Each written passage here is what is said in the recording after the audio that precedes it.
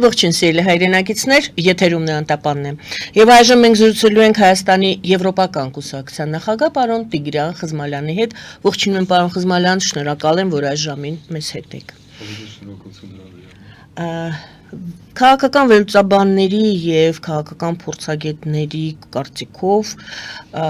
տեղի ունենում միջազգային կարգի քայքայում եւ ուժի գերակայության վերադարձ։ Մասնավորապես Սիրիայում տեղի ունեցածը 2 օր առաջ եւ այնինչ շարունակվում է եւ դրանից ավելի վաղ մի քանի օր, 1 շաբաթ ավելի վաղ Թրամփ-Զելենսկի անգամ հանդիպումը բերում է նրանց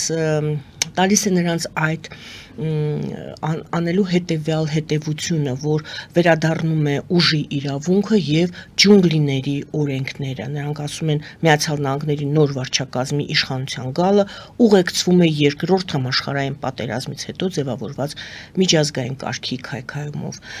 Ձեր կարծիքը այդ մասին համաձայն եք, համաձայն չեք։ Ինչին է ականատես լինում ամբողջ աշխարհը։ 5 տարի շարունակ 20 թվականից պատերազմից հետո COVID-ի եւ Արցախյան երկրորդ կամ կարելի ասել, եթե քառորյանել նկատի առնենք երրորդ Արցախյան պատերազմից հետո ես ասում եի, որ աշխարհը մտնում է երրորդ համաշխարհային պատերազմի երրորդ աշխարհամարտի ժամանակաշրջան։ Դրանց 2 տարի անց 22 թվականի փետրվարին սկսված լայնածավալ հարձակումը Ուկրաինայի վրա Ռուսաստանի կողմից եւ դրան հետեւած աշխարհի տրոհումը երկու անհավասար ճակատների կամ դաշինքների ճամբարների ապացուցեց, որ ես ցավոք սրտի չսխալվեցի։ Բավական է ասել, որ 50 երկրներից ավել թիկունք են կազմել Ուկրաինայի դիմադրությանը, Ռուսաստանը շատ ավելի համեստ արդյունքներ է գրանցել այս առումով, ընդհակառակը մեկուսացել է, գրեթե անհույս, բայց օրինակ Հյուսիսային Կորեայի միջամտությունը կամ մասնակցությունը բավական ուժեղ փաստարկ է, որ սա իսկապես երրորդ համաշխարհային պատերազմի նախապատրաստական շրջան է։ Ընդհանրապես համաշխարհային պատերազմները հենց այդպես էլ սկսվում են։ Աշխարհը դանդաղ է մտնում պատերազմների մեջ։ Առաջի համաշխարհային պատերազմներից առաջ կային բալկանյան պատերազմներ, կար հայերի առաջին ջարդը եւ նույնը երկրորդ համաշխարհային պատերազմից առաջ քչերն են կարծում, որ Չեխիայի սուդետների, ապա Ավստրիայի անշլյուսը, ապա Լեհաստանի վրա հարձակումը կբերեն համաշխարհային պատերազմի, բայց դա հենց այդպես էլ եղավ եւ հիմա մենք դրա ականատեսն ենք։ Ցավոք սրտի կարելի ասել, որ այնինչ դուք նկարագրեցիք որպես ուժի օրենքի գերակայումը օրենքի ուժի հանդեպ ինչը դեռ տեղի չի ունեցել, բայց ժամանակ առ ժամանակ այդ երկու գլխավոր միգուցե հարաբերությունները մարդկային քաղաքակրթության պատմության մեջ իսկապես վերաձևավորվում են կամ ավելի ճիշտ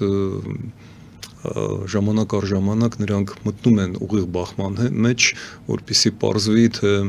որ օրենքն է ավելի ուժեղ եւ եթե պատերազմները սկսվում են ուժի հերթական փորձի օրենք դառնալուց, ապա ավարտվում են այդ պատերազմները օրենքի ուժի հաղթանակով եւ մենք այստեղ պետք է մի հարցի պատասխանենք, որ կողմից է, որ ճամբարում է, որ դաշինքում է հիմա Հայաստանը, այն որ համաշխարհային պատերազմը իմ կարծիքով արդեն սկսվել է, դա ակնհայտ է եւ դա է պատճառը, որ ես բավական չեմ ասի հեգնանքով, բայց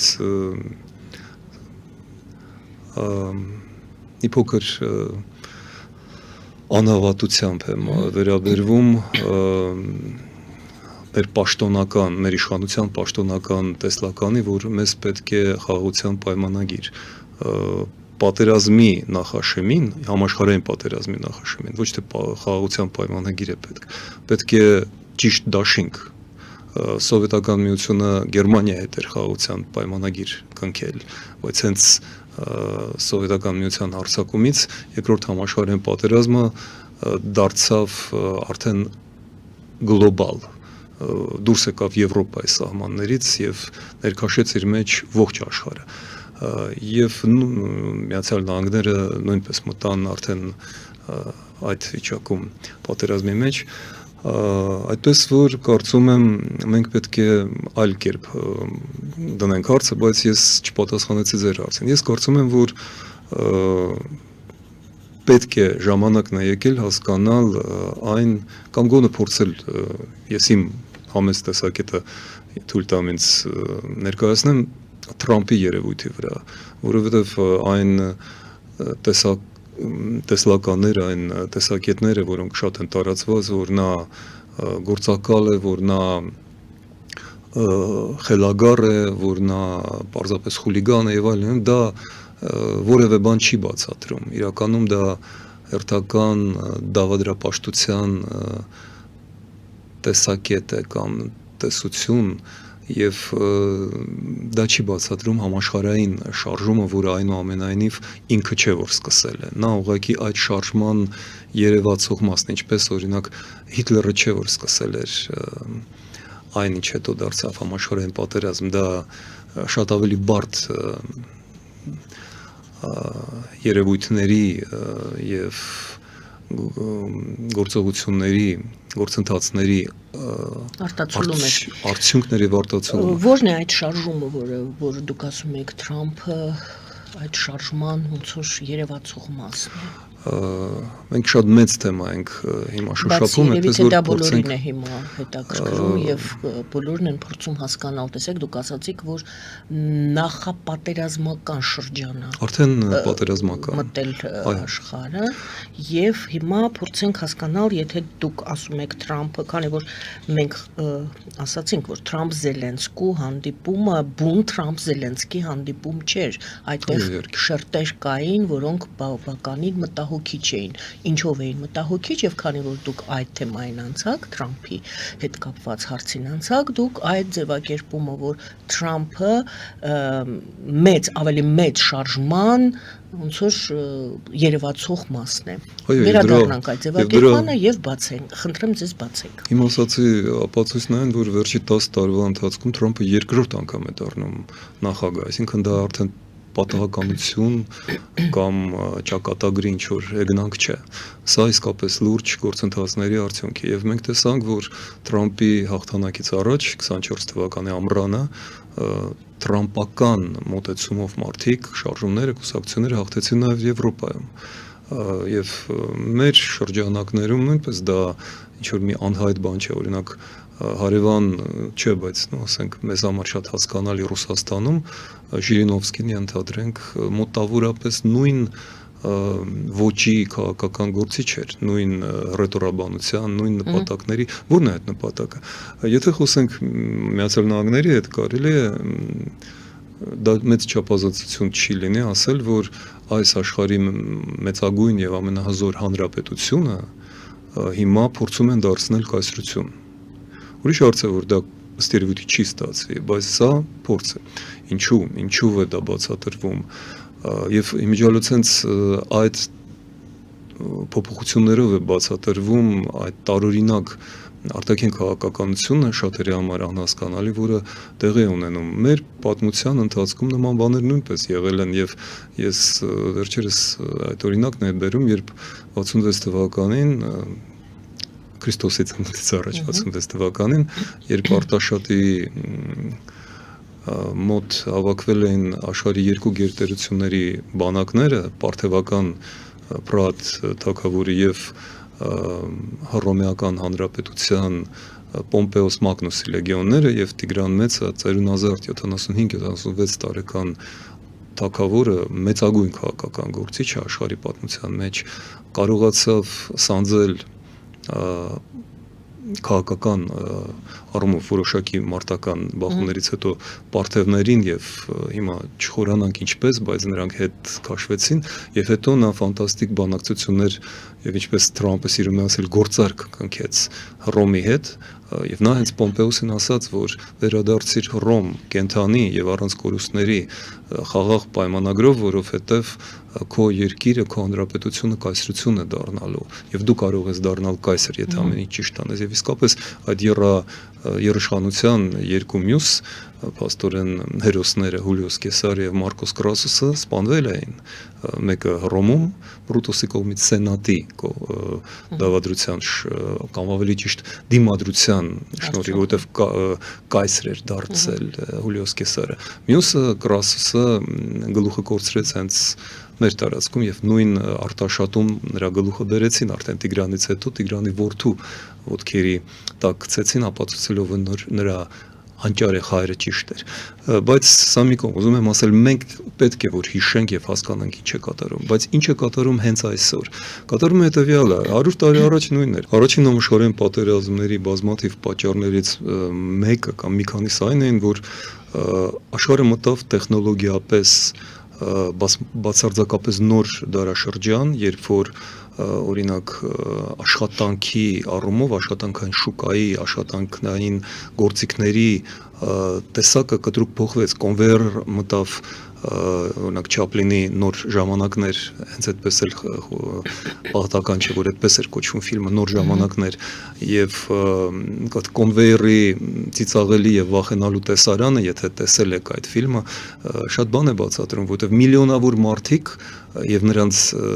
սև բանվորությունը, ձեռքի աշխատանք, մանուֆակտուրան, այլևս պետք չէր, կոնվեյերը փոխարինում էր միլիոնավոր մարդկանց ողջ աշխարհում եւ նրանց կյանքերը, նրանց աշխատանքը, նրանց գոյությունը այլևս պետք չէին, նրանց մարմինները պետք չէին եւ պատերազմը նաեւ դրա պատճառով է նաեւ սկսվում, որ այդ մարդիկ ավելորդ են դառնում, պատահական չէ, որ 10 միլիոն մարդուց ավել կորցրեց Եվրոպան եւ դա իհարկե մեծագույն փոփոխություններ բերեց նաև մարդկային սոցիալական հոգեբանության մեջ եւ մարդիկ փնտրում էին པարզ բացատրություններ այդ շատ բարդ եւ վախենալու փոփոխություններին, ահա որտեղից էր բոլշևիզմը, ֆաշիզմը, տեսություններ, որոնք པարզ բացատրություններ էին եւ ելքեր էին ցույց տալիս, ուրիշ հարց է, որ դրանք կեղծ էին, ինչպես հետո պարզվեց, եւ նրանք փաստորեն հող նախապատրաստեցին երկրորդ համաշխարհային պատերազմի համար, որը նույնպես հիմնականում նաեւ տնտեսական ու տեխնոլոգիական փոփոխությունների, արդեն կոնվեյերները բավական չէին, արդեն մտնում էին շատ ավելի բարդ սարքեր, շատ ավելի բարդ տեխնոլոգիաներ եւ կրկին այդ երկրորդ համաշխարհային պատերազմը ընդհանրապես ավերակների վերածեց Եվրոպան եւ զարմանել է, բայց 10 տարի անց արդուկած, ոչնչացված Գերմանիան կրկին դարձել էր Եվրոպայի առաջին տնտեսությունը, օրինակ 55 թվականի Mercedes-Benz ավտոմեքենան, որը արտադրված էր Գերմանիայում, ընդամենը 10 տարի ավերիչ պատերազմից հետո մինչև հիմա համարվում է աշխարհի ամենաթանկ եւ լավ, գեղեցիկ ու ցանկալի մեքենան, դա օրինակ է ընդամենը։ Ուզում եմ ասել, որ հիմա մենք կրկին հայտնվել ենք, մարդկությունը հայտնվել է մի շատերի համար, արդեն ոչ թե միլիոնների, այլ միլիարդների համար անհասկանալի վախենալու ժամանակաշրջանում, երբ օրինակ շատ པարզ օրինակ ասեմ, արհեստական բանականությունը ոչ թե միլիոնավոր, այլ միլիարդավոր մարդկանց աշխատանքը եւ գոյությունը, կյանքը դարձնում է կորպորացիաների տեսակետից ոչ անհրաժեշտ, նրանց աշխատանքը այլևս պետք չէ, նրանց մասնագիտությունները փոխարինվելու են։ Ես չեմ ուզում հիմա վախեցնել մարդկանց թվարկելով այդ մասնագիտությունները, բայց դա հասկանալի է։ Եվ ահա ինչու եւ ինչի պատասխանն էր փորձում տալ Թրամփը, Օրբանը, Էրդողանը եւ բազմաթիվ այլ քաղաքական գործիչները, Պուտինը իհարկե, որը Ժիրինովսկուն պատահական չէ, որ պահում էր Դումայում եւ բարձրացրեց մինչեւ Դումայի փոխխոսնակ, որովհետեւ նման դեմագոգիայով կարելի էր հեռացնել դեմոկրատիան եւ բերել դիկտատուրան։ Ես հաճախ ասում եմ, որ այս 3 դները, որը հայերեն պետք է ուրեմն թարգմանել ըստ երևույթի բռնապետության եւ ժողովրդավարության այդ լարված պայքարի մեջտեղը հայտնվող ամբողջ վարությունը, դեմագոգիան եւ այդ խոսույթը յուրահատուկ դեմագոգիկ խոսույթը, այդ ռետորաբանությունը, որը հիմա տիրում է աշխարհով մեկ։ Ահա ինչի որ վախերի, որ ցանկությունների արտացոլումն է Թրամփը եւ ահա ինչու տեսեք ինչ է նա կատարել Միացյալ Նահանգները ինչպես նաեւ Եվրոպան իսկ նահանգները Եվրոպայից են սկսվել եւ իրենց մեջ ֆրանսիական հեղափոխության եւ բրիտանական բողոքականության այդ բարդ համակարգն են տարել, որ դարձրեց Միացյալ Նահանգները աշխարհի մեծագույն պետություն։ Դրանք հիմնված են կոպիտ ասած ջենտլմենական, արիստոկրատիկ պայմանավորվածությունների կոդեքսի վրա, որը գործում էր 200-300 տարի շարունակ եւ խոսքը իմաստ ուներ մարդու ջենտլմենի խոսքը, թագավորի խոսքը, նախագահի խոսքը շատ կարեւոր էր, մեծ արժեք ուներ։ Մենք տեսնում ենք, որ այսօր մեղմ ասած այդպես չէ եւ նախագահը կարող է Թրամփի դեպքում անվանել ժողովրդավարական առաջնորդ Զելենսկուն բռնապետ եւ հետո հաջորդ օրը հարցնել միթե ես տենց բան եմ ասել, չեմ հիշում։ Այսինքն սա անեկդոտի հասցված, բայց սա իրական դառը իրականություն է։ Ինչու է այսպես, որովհետեւ իշխանության եկան իրականում այն մարդիկ, ում Թրամփը հրավիրել էր երթմնակալությանը, հիշեք, որ դրանք ոչ թե աշխարհի առաջնորդներն էին, նրա ժողովրդավարական դաշնակիցները, այլ տնտեսության եւ տեխնոլոգիաների ղեկավարները, Մասկը, Բեզոսը, Ցուկերբերգը եւ տեսեք թե ինչ է կատարվում հիմա։ Միացյալ Նահանգները հանկարծ հասկացան, որ նրանք վերջի տասնամյակներում տնտեսապես սկսում են զիջել։ Դա կարող է տարօրինակ թվալ, բայց ասենք վերցնենք ամենախոշոր արդյունաբերությունները ավտոմեքենաների արտադրանքով Դետրոյթը երբեմնի աշխարհի ավտոմեքենաների արտադրության մայրաքաղաքը դարձել է ուրվական քաղաք, դատարկ է, այդ քաղաքը դատարկվել է եւ այնտեղ $1 տներ են վաճառվում, այնտեղ Միացյալ Նահանգներում վերջերս ամենաբարձր հանցագործության ամենաբարձր ցուցանիշներ Boeing-ը, որը աշխարհի լավագույն օդանավն էր, հիմա սկսում է զիջել իր որակով, արդեն երկրորդ, երրորդ մոդելները մեծ խնդիրներ ունեն եւ Airbus-ը եվրոպական, գերմանա-ֆրանսիական օդանավերը արդեն ածնում են Boeing-ին, ինչ է մնում Միացյալ Նահանգներին, կոմպյուտերային տեխնոլոգիաները իհարկե, բայց արտադրությունը տեղափոխվել է այլ երկրներ, Չինաստան, Վիետնամ, հիմա Հնդկաստան է տարվում, այսինքն Միացյալ Նահանգներում չափազանց թանկ է դա եւ Չինաստանից Միացյալ Նահանգները գնում են էլեկտրոնիկա, իսկ վաճառում են գյուղատնտեսական ապրանքներ։ Երևի անպատրաստ մարդը չի հավատա, որ դա այդպես է, բայց դա այդպես է։ Եվ ինչին բերեց այս ամենը բիզնեսմենները, որոնք շրջապատեցին Թրամփին եւ օգնեցին նրան հաղթել, ասում են սա այլևս չի կարող այդպես շարունակվել, Եվրոպան դարձավ մեր ոչ թե դաշնակից, այլ մրցակիցը, նույնը Կանադա, նույնը Մեքսիկան եւ տեսեք, ով է Միացյալ Նահանգների առաջին առևտրական առումով տնտեսական դաշնակիցները,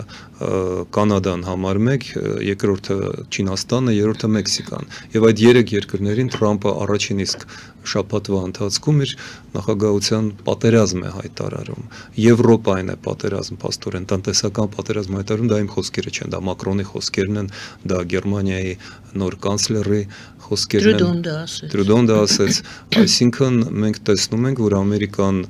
փակվում է բոլորի դեմ, եւ սա փաստորեն ոչ միայն ուժի օրենքի բանն է, որովհետեւ դա Եվրոպայում այդպես չէ։ Եվրոպան որոշեց պաշտպանվել եւ մենք տեսանք ֆանտաստիկ բաներ։ Մի շաբաթվա մեջ 2 շտաբ վեաժողովներ, երկուսը Փարիզում, հետո Լոնդոնում, Ռոմում բերեցին նրան, որ Եվրոպան փաստորեն 800 միլիարդ եվրո պատրաստվում է միմիայն պաշտպանության անվտանգությանը հատկացնել։ Եվ հիմա ավարտելով այս երկարած իմ նախաբանը, ասեմ, որ Հայաստանի համար ավելի քան երբևէ կարևոր է Եվրամիության անդամակցությունը եւ այդ 800 միլիարդ եվրոից, որը համարյա 1 տրիլիոն դոլար է, բնականաբար մեզ էլ է հասնելու բաժին անվտանգության մեր բաժինը, որը մենք հիմա կարող ենք ստանալ, եթե չուշացնենք այդ արդեն ուշացած գործընթացը, որը մենք տարիներ առաջ պետք է սկսեինք, որից մեզ հետ էր պահում Ռուսաստանը, որից հետ էր մեզ պահում Ադրբեջանի սպառնալիքը եւ մեր քաղաքական ղեկավարների քաղաքական կարճատեսությունը, անհեռատեսությունը, վախը, նրանց որակները ցածր քաղաքական մարդկային եւ այդ ամենը մեզ բերեց պատերազմի եւ պատրիացիդի հայրենազրկման եզրին եւ հիմա մենք մեծ վտանգի առջեւ ենք, բայց դա չի նշանակում, որ երրորդ համաշխարհային պատերազմում մենք պարտվելու ենք։ Մենք կպարտվենք միայն այն դեպքում, եթե մենք սխալ դաշինքում հայտնվենք։ Հիմա մենք սխալ դաշինքում ենք, մենք դուրս չենք եկել դրանից։ Միայն վերջի տարվա, անցյալ տարվա այս նախաձեռնությունը Եվրամիության անդամակցության ճիշտ քայլ էր, գործնական ճիշտ քայլ, եւ եթե կառավարությունը չդիմադրի, այլ ընդունի դա եւ կատարի հետեւյալ քայլերը, մենք կհասնենք մտնել ճիշտ դաշինքի մեջ։ Դուք բերեցիք օրինակ երկրորդ համաշխարհային պատերազմից առաջ տնտեսական ինչ զարգացում էր եւ ինչպես դա հետագայում վերածվեց եւ վերաճեց համաշխարհային պատերազմի, արդյոք կարելի է այդ նույն զուգահեռը անցկացնել այն հանգամանքի հետ, որ այժմ արհեստական բանականությունն է կարծես թե առաջ մղվում եւ օրինակ երեկվա վերջին այս թեմայով հաղորդագրություններից մեկում ասվում էր, որ Պենտագոնը սկսում է օգտագործել արհեստական բանականությունը իր ռազմական օպերացիաների հետ եւ նա ինտեգրում է արհեստական բանականությունը ռազմական համակարգերում։ Արդյոք սա նույն այդ զուգահեռն է երրորդ համաշխարհային պատերազմին, նախորդում է արհեստական բանականության այս ծաղկումը եւ առաջ մղումը։ Եկեք հասկանանք ինչ բան է արհեստական բանականությունը եւ կուրկ չսարքենք դրանից։ Արհեստական բանականությունը դա մի ամբողջ համալրի մաս է, ամենաերևացող, ամենասենսացիոն։ Սա գործիք է, ոչ ավել, ոչ պակաս։ Ինչպես ասենք համակարգիչները փոխեցին մեր աշխարհը, որովհետև սկսեցին փոխարինել մարդկանց հաշվարկ կանելու մեջ, բայց հետո նրանք ել ավելի բարդացան եւ փաստորեն արհեստական բանականությունը կարողանում է ոչ միայն արագ հաշվարկել, այլ կանխատեսումներ անել եւ ինչ որտեղ ինքնուրույն որոշումներ ընդունել, որոնք հիմնված են տեղեկատվության ահռելի վիթխարի չափերի վրա, որ կարող է շատ կարճ ժամանակահատվածում մարդուց ավելի արագ վերլուծել եւ ըստ անալոգիայի, որտեղ ինքը չունի այն ինտուիցիան, որ ունի մարդը, բայց որոշ ոլորտներում դա էլ է բավական որոշում ընդունելու համար եւ բնականաբար քանի որ միշտ առաջնահերթ եւ ամենաառաջադեմ տեխնոլոգիաները սկզբից ռազմական են, որովհետև ամենամեծ ծախսերը ռազմարտադրության արդյունաբերության մեջ են, բնականաբար որ հենց այդ ճանապարհի վրա են, մեկ էլ որքան էլ կարող է զարմանալի թվալ, սա երեկոյան եթեր է, պորնոգրաֆիայի մեջ Սեքս ինդուստրիան նույնպես ահռելի մեծ գումարներ է ներդնում, ինչու եմ ես դա ասում, որովհետև փաստորեն սեքս ինդուստրիան բոլորովին այլ նպատակներով ստեղծում էր եւ ստեղծում է ռոբոտներին, արհեստական կանանց, արհեստական տղամ, արհեստական մարդուն, եւ ահա տեսնում եք, որ անսպասելիորեն այս երկու կարծես թե ոչ միտեղ զուգահեռ, այսինքն մնալով զուգահեռ, իրենք փաստորեն այստեղ միանում են, որովհետև ռազմական արդյունաբերությանը պետք են նաև ռոբոտներ մարդանման, որոնք կարողանում են նաև էմոցիաները նկատի առնել, դա կարևոր է թշնամու գործողությունները հասկանալու համար եւ փաստորեն մենք ստանում ենք գործիքներ, որոնք ավելի կատարյալ են որոշ ոլորտներում, քան նրանց ստեղծած մարդիկ։ Սա նոր իրականություն է եւ այո սա բերելու է այնպիսի ահռելի վիթխարի փոփոխությունների առաջիկա 10-20 տարում, որ մենք հիմա դժվար ենք դա պատկերացնում, բայց որոնք բերելու են ահռելի փոփոխությունների նաեւ քաղաքական առումով։ Վերադառնանք այդ ձեր ձևակերպմանը, որ Հայաստանը պետք է որքան հնարավոր է շուտ այդ հարցը լուծի, գոնե կարծեմ ձեր կայքում եք դուք նշել, որ մինչև մարտի վերջը դուք սպասում եք, որ ազգային ժողովը կընդունի այդ հայտարարությունը Եվրամիության անդամակցության մասին։ Շատերը այս վերջին իրադարձություններից հետո տեսնում են Եվրոպային, հետևում են, թե ինչպես է իրեն պահում Եվրոպան, դուք ինքներդ նշեցիք եւ Լոնդոնում հանդիպումը եւ այլ հանդիպումներ։ Նրանք ասում են դուք ինչու եք շտապում, մենք ինչու ենք շտապում Եվրոպա։ Եվրոպան ինքը դեռ չգիտի ինչպես իրեն պաշտպանի։ Եվրոպան ինքն է դեռ խառնված, այսպես չգիտի իր վաղվա օրը։ Ինչ կասեք դուք այդ հայտարարություններին, այդ պնդումներին։ Եթե շարունակենք այդ տրամաբանությունը, մենք կհասնենք ինձ պարզապես ապշեցրած մի որոշմանը կամ կոչին, որով հանդես եկավ 130, չգիտեմ, քանի տարվա պատմություն ունեցող հայ հեղափոխական դաշնակցությունը, որի ղեկավարներից մեկը կոչ արեց ռազմավարական դաշինք ստեղծել Հայաստանի եւ Իրանի միջև։ Այսինքն պետք է երևի բացարձակապես անմեղսունակ լինել, առաջարկելու հայ ժողովրդին այսպիսի ինքնասպանություն, այս պահին, երբ որ շատ քիչ երկրներ կան, ում ճակատագիրը այդքան անորոշ է, որքան Իրանում, ինչքան ներքին զարգացումների առումով, այնքան էլ նրա արտաքին քաղաքական իրավիճակով։ Ես հիմա չեմ ուզում Իրանը եւ Հայաստանը համեմատել, մենք էլ ենք ահավոր ծանր վիճակում, բայց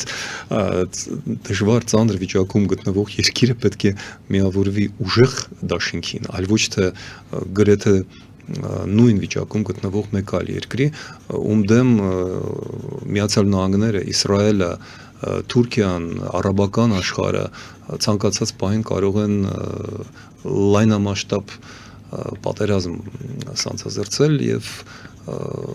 առաջարկել խորհուրդ տալ մեր ժողովրդին այսպիսի բան, ինչը առաջարկեց երեք արդեն դաշնակցության ղեկավարությունը, սա շատ բան է ասում մեր քաղաքական դաշտի անհույս արդեն անմեղսունակության մասին։ Այդպես որ այստեղ Ռուսաստանի կոնտեքստում էր նաև դա ասում, որ Ռուսաստանի հետ պետք է շարունակել։ Այո, այսինքն երկու ելքերն էլ դեպի անդունդ տանող ելքեր են մեզ առաջարկում եւ սա քննարկել էլ իմ կարծիքով պետք է ոչ թե եթերում, այլ հոգեբուժարանում։ Դուք դերեցիք հակափաստարկ, որը մեկ այլ ուղղությամբ է տանում Հայաստանի ժողովրդի ուշադրությունը։ Դուք ասացիք, տեսեք, ասում են Իրան եւ դա ճիշտ ճանապարհ չէ։ Հիմա իմ հարցս Եվրամիության վերաբերում, եկեք ուղիղ պատասխանը։ Եկեք ուղիղ պատասխանենք։ Շատ վաղուց Եվրոպան այսքան արագ չէր հզորանում մեր աչքի առաջ, ինչքան հենց հիմա, որովհետև ինչ ենք մենք տեսնում։ Առաջին անգամ 3-400 տարիների ընթացքում կոնտինենտալ մայրցամաքային Եվրոպան եւ դրա առաջնահերթ պետություններին Գերմանիան եւ Ֆրանսիան միանում է Բրիտանիան։ Դա չի եղել նապոլեոնական պատերազմներից սկսած, ավելի շուտ անգամ չի եղել։ Առաջին անգամ երկրորդ համաշխարհային պատերազմից հետո Գերմանիան բարձրաձայնեց բանակը վերստեղծելու եւ կրկին քաղաքական իր տեղը, ուրույն տեղը վերգտնելու որոշման մասին եւ ահռելի մեծ գումարները պատրաստումներ դնել դրան։ Առաջին անգամ Ֆրանսիան իր վրա է վերցնում ողջ Եվրոպայի պաշտպանությամբ ժամանակավոր պատասխանատվությունը եւ պատրաստություն է հայտնել դուրս բերվող Եվրոպայից ամերիկյան ռազմաբազաների տեղում տեղադրել իր միջուկային զենքը եւ մենք տեսնում ենք, որ նույնը տեղի է ունենում եւ Լեհաստանում ու Բալտիայի երկրներում, Շվեդիան եւ Ֆինլանդիան արդեն կանխատեսելով այդ զարգացումները 1 տարի առաջ մտան ՆԱՏՕ-ի կազմի մեջ, ընդ որում ՆԱՏՕ-ն դա վերջնական հանգրվանը չէ, վերջին հանգրվանը չէ, որովհետեւ Եվրոպան փորձում է բացառել դիմադրությունը, հիշելով Հունգարիայի եւ Թուրքիայի վտանգավոր դերակատարությունը եւ գծում է մի նոր տարածաշրջանային եվրոպական ինտերմարիում այդպես էին ես Լեհաստանում եւ Բալթյան երկրներում այդ քննարկմանն էի մասնակցում ինտերմարիում, այսինքն 3 ծովերի արանքում Սև, միջերկրական եւ Բալտիկ ծովերի արանքում գտնվող տարածքը, որին հիմա միանում է հարավարևելյան Եվրոպա, որի մասին ես տարիներ շարունակ խոսում եմ։ Մենք հարավային Կովկաս չենք, կրկին ոչ միայն առաջարկում եմ, պահանջում եմ վերանալ, հեռանալ այդ հիմար եւ մի անգամ էլ աշխարհագրական պայմանական տերմինից։ Մենք հարավարևելյան Եվրոպայինք, դա է մեր փրկության միակ ճանապարհը։ Եվրոպայում դա գիտակցում են, Պանեվրոպա կազմակերպությունը հենց Վրաստանի եւ Հայաստանի քարտեզներով է գծում նոր Եվրոպայի սահմաններ, իսկ դա շատ լուրջ քաղաքական եւ քաղաքագիտական կենտրոն է։ Բարեբախտաբար մենք արդեն 2 տարի է, որ Հայաստանը կարողացանք եվրոպական կուսակցության ջանքերով միավորել Պանեվրոպական միությանը եւ սա իմիջիալուս դա 1922 թվականից Եվրամիության նախորդող մի քաղաքական պրոյեկտ էր, որը շարունակվում է հիմա, այդպես որ հենց այնտեղ է մեր ճանապարհը, մենք հիմա ես չեմ ուզում հիշաչար լինել, բայց նաև ձեր տաղավարում բազմաթիվ մարդիկ էին պնդում, որ Հայաստանին պետք չէ Եվրամիություն, մենք պետք է ուղիղ կապ ստեղծենք Միացյալ Նահանգների հետ, ոչ ՆԱՏՕ անդամ դաշնակից ձևաչափով, NNMA, այսպես կոչված, ես տարիներ առաջ ասում եմ, որ սա արկածախնդրություն է եւ Հայաստանի ճակատագրի հետ շատ անբարեխիղճ խաղ է, որովհետեւ Միացյալ Նահանգներում կարող էր փոխվել, ասում եմ ես տարիներ առաջ վարչակազմը եւ այդ դեպքում մեր պայմանագիրը առ-ոչինչ է դառնալու եւ հիմա եթե հիշենք որ Միացյալ Նահանգները առ-ոչինչ են անում Կանադայի հետ եւ Եվրամիության հետ իրենց պայմանագրերը որքան ծիծաղելի է հիմա չէ այն մարդկանց վիճակը ովքեր պնդում են որ Եվրամիության փոխարեն պետք է Միացյալ Նահանգների հետ դաշնակից լինելը ես դեմ չեմ դաշնակից լինելու Միացյալ Նահանգների հետ ես պարզապես հիշեցնում եմ որ մենք չենք կարող 51-րդ նահանգ դառնալ իսկ Եվրամիության անդամ դառնալ ոչ միայն կարող ենք այլ պարտավոր ենք Այլ կերպ ասած դուք ասում եք որ այո Եվրոպան անհանգստացած է բայց ոչ խոճապահար է խոճապի մեջ չէ Էրդողանը դուք ՆԱՏՕ-ի օրինակը բերեցիք հիշեցրեցիք այդ ՆԱՏՕ-ի հետ կապված այսօրվա իրավիճակը եւ մենք այստեղ քննարկենք եթե ՆԱՏՕ-ն այնուամենայնիվ այս ձևաչափով դադարի իրար պաշտպանել համենայն դեպս Միացյալ Նահանգները պայման են դրել թե որ դեպքում կարող են պաշտպանել ՆԱՏՕ-ի իր այլ անդամներ Եվ Եվրոպան մտածում է իր ռազմական դաշինքի մասին եւ այստեղ Թուրքիայի հարցն է բարձրանում, որ արդյոք Թուրքիան պետք է մտնի այդ եվրոպական նոր ռազմական դաշինքի մեջ։ Ես ներկայացնեմ, գիտեինք մենք, որ Էրդողանը հրավիրված էր Լոնդոն եւ Էրդողանը վերջին իր հայտարարություններից մեկում հենց Սիրիայի հետ կապված է իրադարձությունների, որին կանդրադառնանք, նա ասաց, որ Թուրքիան ձգտում է զարգացնել իր հարաբերությունները Եվրամիության մեջ եւ ձգտում է լիարժեք անդամության։ Եկեք Թուրքիայի դերակատարումը եւ դիտարկենք այս նոր ձևավորվող ռազմական դաշինքի մեջ եւ եվրոպական միության հարաբերությունները Թուրքիայի հետ եւ տեսնենք նաեւ Հայաստանը դրանից տուժում է թե հակառակը ինչ որ հնարավորություններ են բացվելու Հայաստանի համար այդ դեպքում Սովետական միության փլուզումից հետո այսինքն 35 տարի շարունակ Թուրքիայի դերակատարումը անշեղորեն նվազում էր Թուրքիայի շատ փորձառու հմուտ դիվանագիտության շնորհիվ ժամանակ առ ժամանակ նրանք առաջարկում են նախագծեր, օրինակ ժողովրդավարական հովանավոր դառնալ կենտրոնական Ասիայի երկրների համար, որով որոշ դեպքերում Միացյալ Նահանգները ոգևորվում էին եւ օգնում էին նրանց, դա Դեմիրելի գաղափարներ, Թուրգուտ Օզալի, Էրդողանը հասկացավ, որ դա հեռանկար չունի եւ դրան փոխարինեց ժամանակավոր կրկին Թուրանի գաղափարը, որը նույնպես տնկահարվում էր որը մահացու վտանգ էր մեզ համար, որը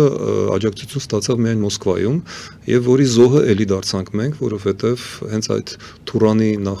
նախագծի մեջ էր Ռուսաստանի օգնությամբ, որ Ադրբեջանը մինչև հիմա չի թողել իր երազանքը դա Ռուսաստանի եւ Թուրքիայի երազանքն է Սյունիքի միջոցով ունենալ միջանցք դա փաստորեն հիշեցնե միմիայն Միացյալ Նահանգների եւ Ֆրանսիայի դիմադրության շնորհիվ է որ չի իրականացվել հիմա միայն Ֆրանսիայի եւ Եվրամիության Բայց նաեւ հիշեցնենք Բայդենի Միացյալ Նահանգների ճիշտ է նախորդ վարչակազմի այս վարչակազմը դեռևս ոչ մի ձևով չի արտահայտվել չի արտահայտվել սակայն ավելի ճիշտ չի արտահայտվել հրապարակայնորեն Էրդողանը չէր դիմի հիմա նոր խաղի, եթե հույս ունենար շարունակել հինը։ Բացի դա այդ նախագիծը չստացավ աջակցություն վերջերս Չինաստանի կողմից, որովհետև նախորդ տարիներին Չինաստանը հավատաց, որ նման բան կարող է լինել իր շահերից։ Հիմա Չինաստանը բացարձակապես անսպասելի քայլ արեց հակաամերիկյան եւ պրոեվրոպական։ Չինաստանը վերջին օրերին Հնդկաստանից հետո կնքեց ռազմավարական տնտեսական համաձայնագիր Եվրոպայի հետ եւ անգամ Ուկրաինային խոստանում է ռազմական աջակցություն։ Պես որ վերադառնալով Թուրքիային պետք է ասել, որ թուրքերը այդ ամենը հաշվարկեցին եւ հիմա հասկանում են, որ որևէ տեղից, ոչ Միացյալ Նահանգներից, ոչ Ռուսաստանից, ոչ Չինաստանից աջակցություն չեն ունենա եւ փորձում են բռնվել Եվրոպայից, բայց Եվրոպայում Մակրոնն է, որին 3-4 տարի առաջ Էրդողանը անվանում էր շիզոֆրենիկ, բառի բուն իմաստով այդպես էլ հայհոյում էր, որին 1-2 տարի շարունակ ձեռք էր առնում եւ հեգնում էր Ալիևը, ահա ինչու նրանք հիմա հանկարծ շատ մետաքսե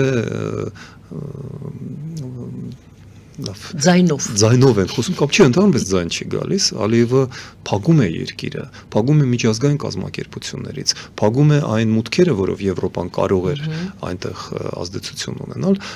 Կարմիր խաչն է հեռացնում, ՄԱԿ-ը, մի քանի այլ միջազգային կազմակերպություններ, Transparency International, որը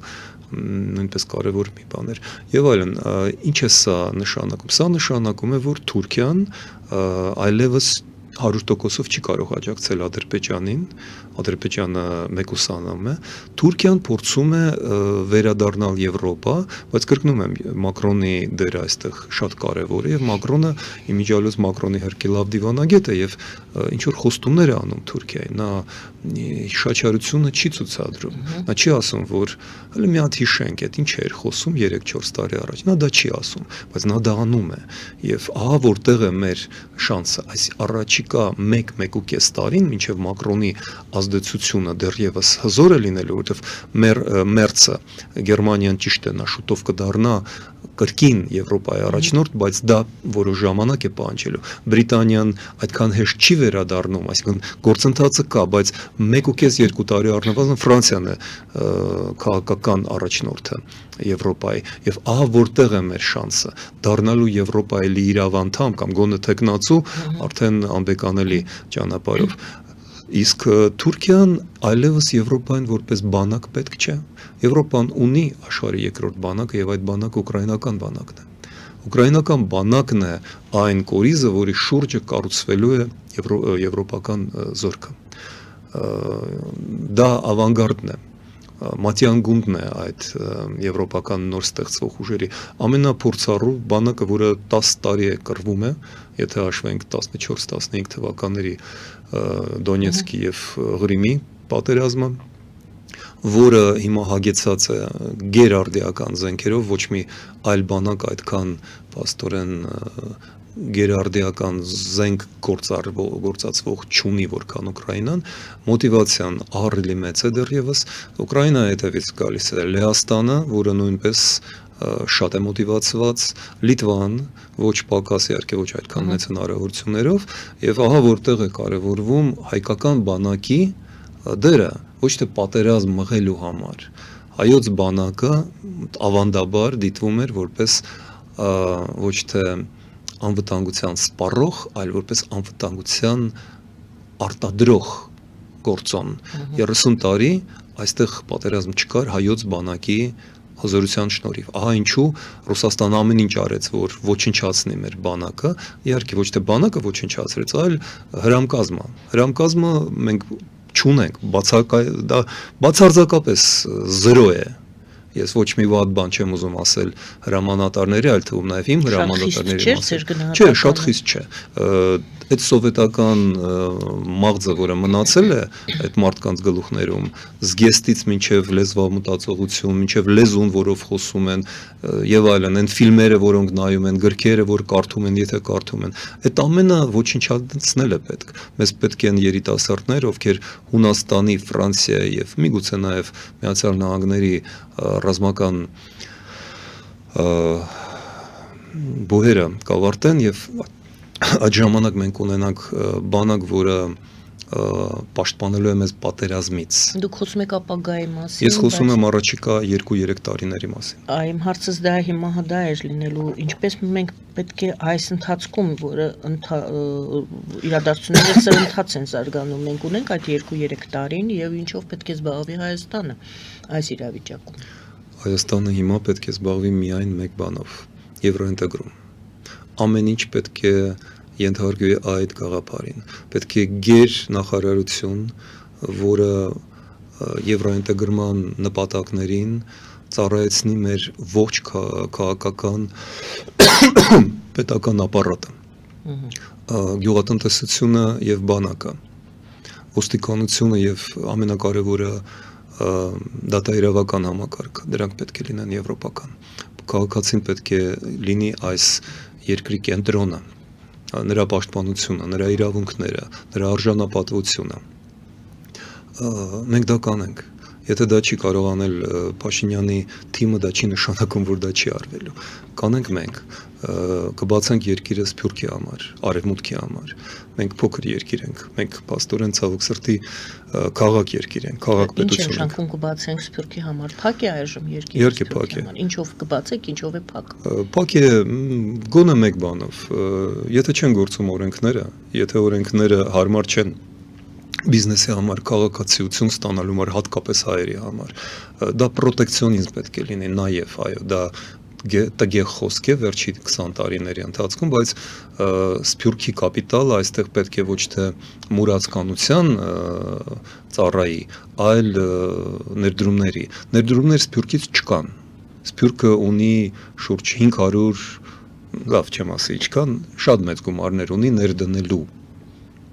Ինչու չեն ներդնում, որովհետև պաշտպանված չեն, որովհետև ցանկացած պաշտոնյան, ցանկացած կոռումպացված չինովնիկը կարող է փոխել օրենքը, փակել այդ պաշտպանվածությունը։ Դատաիրավական համակարգը որոշում է ամեն ինչ։ Եթե մենք դա փոխենք, մնացածը կփոխվի մեխանիկորեն։ Մնացածը ինքնիստիկյան է լինում, եթե պաշտպանված է օրենքը եւ քաղաքացին։ Մի քանի 2-3 շաբաթ առաջ Հայաստանում էին եվրոպական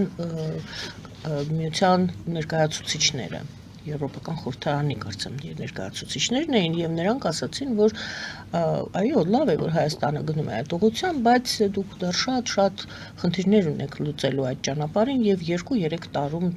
դժվար թե դուք հասցնեք դա անել։ Եկեք փորձենք ժամկետների նորից վերադարձնել, մենք որքան ժամանակ ունենք, ինչի վրա պետք է ծախսենք այդ ժամանակը։ Մենք ապրում ենք մի դարաշրջանում, որտեղ մի քաղաքական գործիչ 3 օրում վերցնում էր Կիևը, բայց 3 տարում մինչև հիմա մի խողովակից դուրս չի կարող գալ։ Մյուսը 1 օրում ավարտում էր այդ պատերազմը, տեսնում ենք, որ ժամկետները եւ ենթադրությունները մարդկանցից են կախված։ Մենք ուզում ենք, որ մեր երեխաները մարդավարի ապրեն։ Մենք ուզում ենք, որ մեր պետությունը այլևս չլինի ռուս-թուրքական դաշինքի ավար։ Մենք ուզում ենք ազգ մնալ, հպարտ, արժանապատիվ։ Ուրեմն մենք ամեն ինչ կարող ենք անել։ Մենք ընդամենը 3 միլիոն էլ չենք, մոտ 3 միլիոն մարդիկ ենք։ Դա միջին եվրոպական կամ ամերիկյան քաղաք է, դա չինական գյուղ է։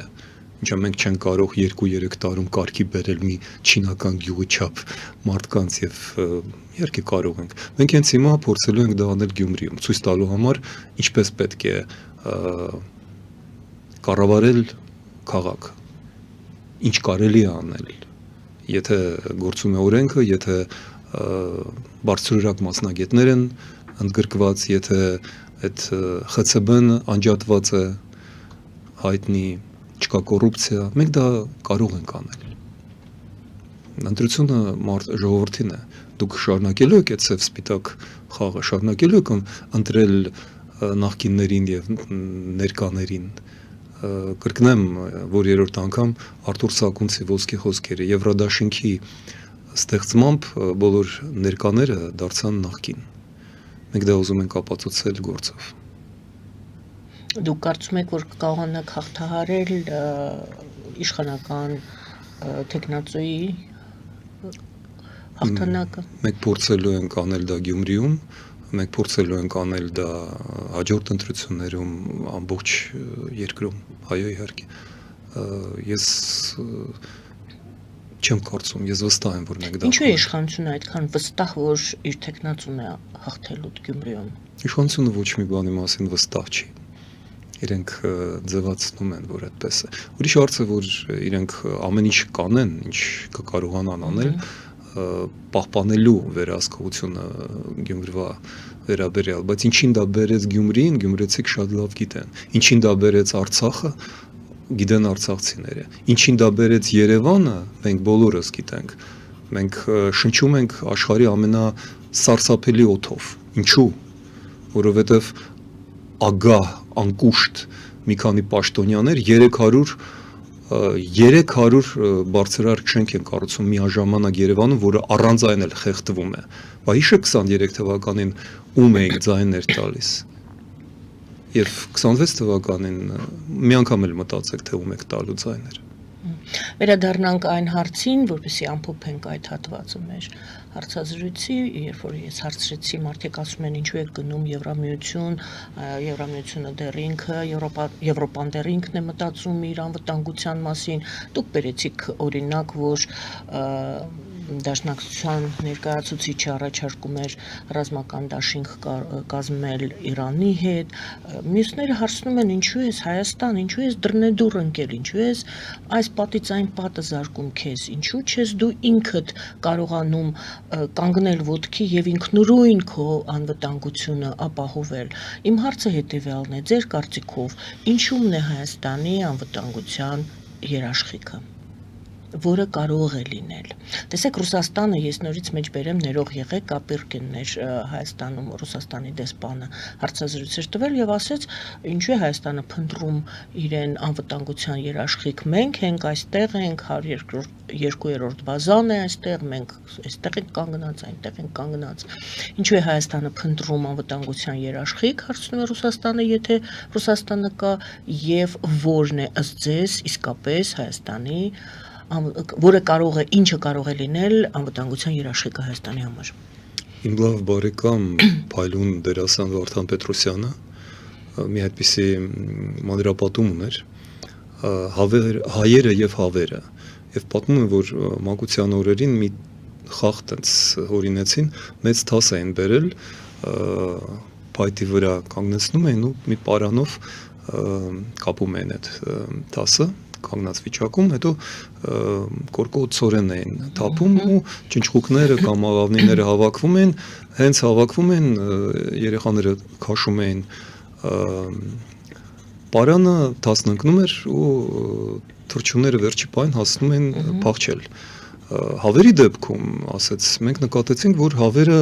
ու այլևս երբեք թռչունները չեն վերադառնում, գիտեին, որ այնտեղ վտանգ է։ Հավերը 5 րոպե հետո մոռանում էին ու նորից գալիս էին նույն կուտը ուտելու։ Եվ նա ասում է, ինչքան կարելի է հավ լինել ժողովուրդ։ Հայերը հավ դարձան, հա։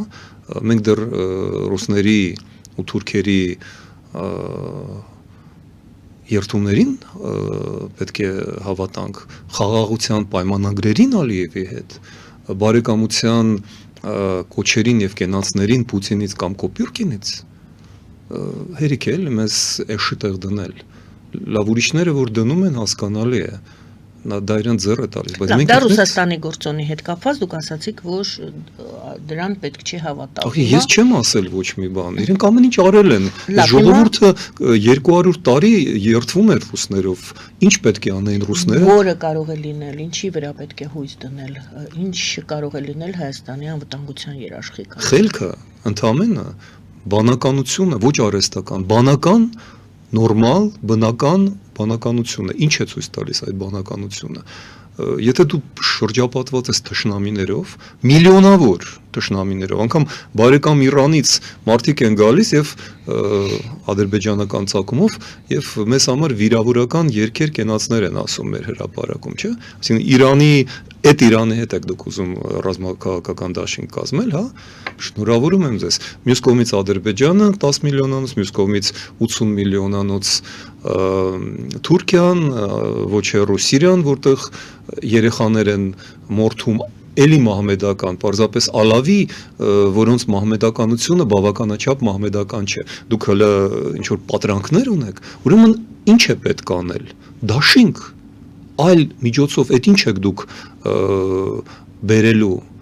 պայթացնելու ենք Մեծամորի ատոմակայանը, որ հպարտորեն ասենք, որ մենք նահատակ դարձանք 3 միլիոնով, հա, ու հետո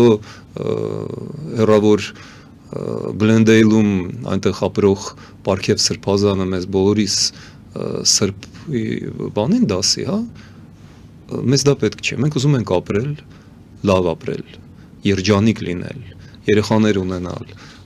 երկիր ունենալ, դրա համար պետք է ունենալ լավ դաշնակիցներ։ Եվրամիությունը մեզ դա առաջարկում է, Աստված, Տեր Աստված մեզ ուղարկել է այդ հնարավորությունը եւ պետք է պարզապես սատանայի ծառա լինել, որ այս բազմաչարչար, հպարտ, հանճարեղ ժողովրդին շեղել եւ տանել հակառակողությամբ։ Շնորհակալ եմ այսօրվա զրույցի համար։ Շնորհակալություն սիրելի հայրենակիցներ, Հայաստանի Եվրոպական կուսակցության նախագահ Տիգրան Խզմալյանն էր մեր զրուցակիցը այսօր, զրույցը վարում էր Գայանե Առաքելյանը, բարի ինձ։